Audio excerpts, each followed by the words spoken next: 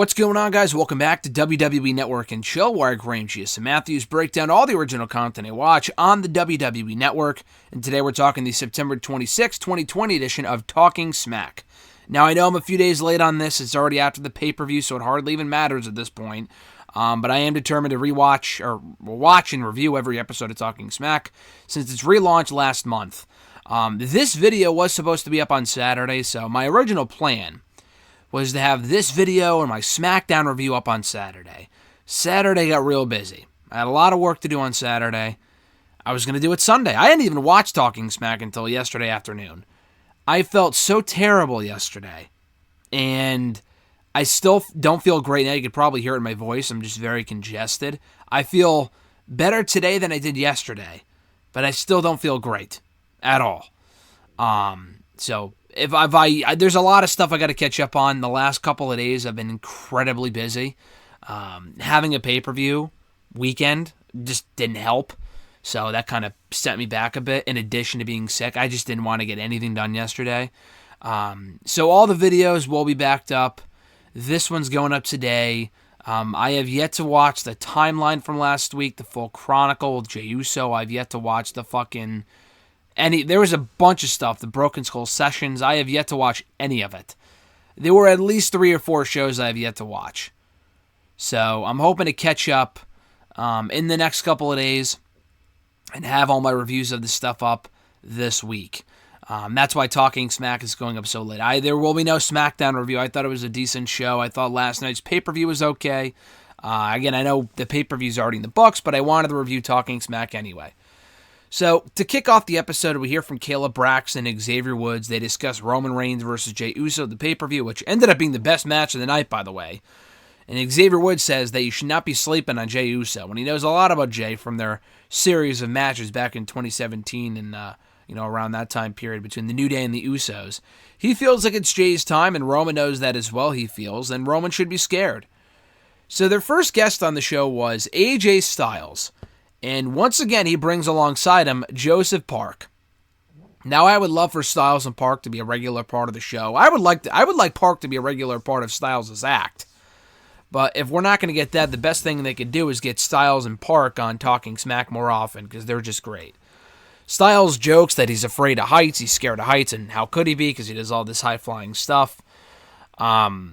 But, Park thinks he's one of the boys. He goes, oh, yeah, I'm one of the boys. And AJ's like, no, you're not. And they bicker back and forth. They bicker back and forth for most of the episode, and it's great.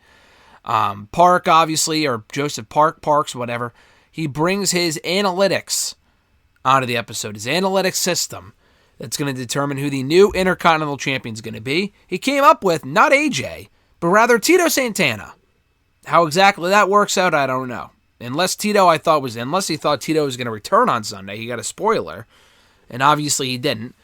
But his calculations were that AJ, after Tito Santana came up, that AJ Styles instead would be the new Intercontinental Champion, which did not happen. But a prediction isn't a bad thing. So they also joke about going to Aunt Jenny's house after the show and all this other stuff, and Styles said that he's more worried about Jeff Hardy in the match than he is Sami Zayn, who he basically calls just... a goof with no credibility.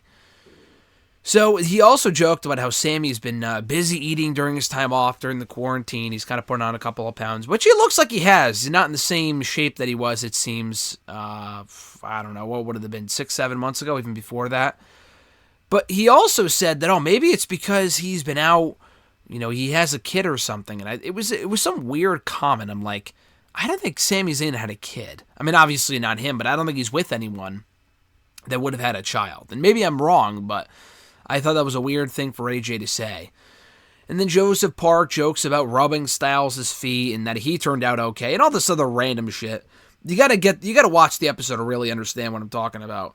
But whatever it was that Joseph Park said, it just makes AJ Styles die laughing. Like he just can't hold it in. He has to crack. They're just great together. They're really, really great together. And Styles said that, hey, listen, there's not going to be any alliance between me and Jeff. Sammy just doesn't have the stamina. And I'm walking out Sunday the new Intercontinental Champion. We also get the Lucha House Party on, and Kalisto admits there's been some miscommunication lately between himself and the rest of the Lucha House Party. But he also mentions that he's a leader, which Lince Dorado and Graham Metalik do not feel that same way. Xavier brings up how the same chemistry they had before isn't really there anymore. They've been bickering with each other a lot. That happened a lot on this episode. They bicker with each other quite a bit. Grandma Talik says it doesn't matter they're in the ring with, or rather who's in the ring, because Xavier asked him, I think, which of you three is going to be representing the Lucha House Party for the SmackDown Tag Titles on Sunday. And Kalisto said, or rather, Metalik said in Spanish, she goes, it doesn't matter who's in there. All that matters is that we become champions. And they also teased taking over the Champions Lounge, which has been occupied by Cesaro and Shinsuke in recent weeks. So the last guest they have on is Bayley. Bayley brings the chair with her that she attacked Sasha Banks with a couple of weeks ago. She says that she and Sasha never had a team name. They had the Golden Role Models name, but that wasn't because they called themselves that. That was rather Michael Cole or whatever. She said they never had a team name because she's planned on using Sasha this entire time, which I thought was interesting. And she also brings up how she's beaten Nikki Cross multiple times as well, which is true. She's beaten her to retain that title at least 3 or 4 times in the last year and a half.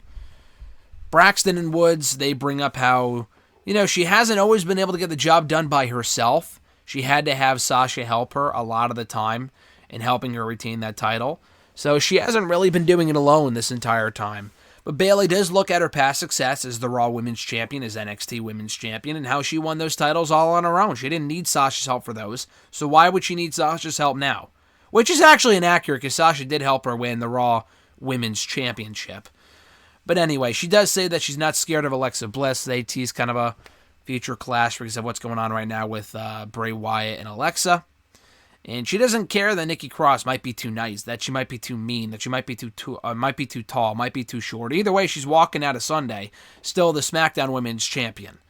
And that she's about to reach that 1-year mark as champion. Now is not the time for that to be broken. I think she reaches the 1-year mark in early October, if I'm not mistaken. So we're maybe about a week or so away from her breaking that record.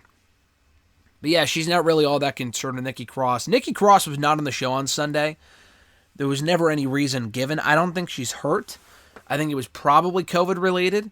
I assume we get that match at some point. I just can't bring myself to care, to be honest with you.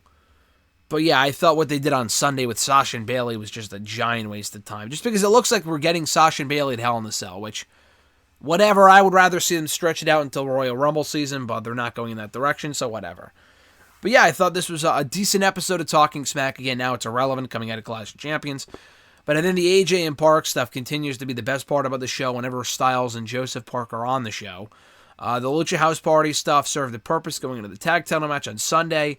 And then Bayley's promo is also quite good. So a decent episode of Talking Smack this week. Again, I apologize for the delay. I've just felt like shit the last 2 days. So all the reviews and stuff like that should be up soon. From last week, like the timeline, the Chronicle, the Broken Skull Sessions, the Day of. There were at least 4 things on the network that I missed that I've just been way too busy not catching up. I've just been busy with other stuff in addition to feeling like shit. So hopefully I'll feel better soon. I won't sound as congested here on the show and these reviews. But nonetheless, guys, have a great one. Be sure to check out all my other Talking Smack reviews in the description box down below.